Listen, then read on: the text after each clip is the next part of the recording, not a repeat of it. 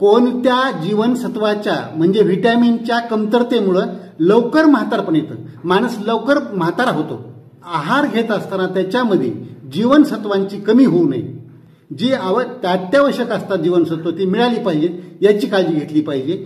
जर तुमच्या शरीरामध्ये रक्तामध्ये जर व्हिटॅमिन डी चं प्रमाण कमी असेल तर ती व्यक्ती लवकर म्हातारी होते।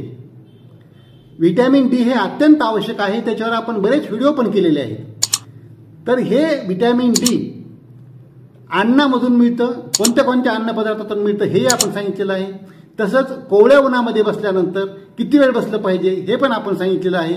आणि जर खूप कमी आलं ते रक्तामध्ये तपासल्यानंतर तर त्याचे इंजेक्शन पण असतात आणि त्याच्या गोळ्या पण असतात, हे घेऊन पण ते वाढवलं पाहिजे आणि त्याची लेवल 30 ते 60 याच्या आसपास ती कमीत कमी ठेवली पाहिजे, म्हणजे त्याचे दुष्परिणाम होणार नाहीत आणि लवकर म्हातारपण येणार नाही।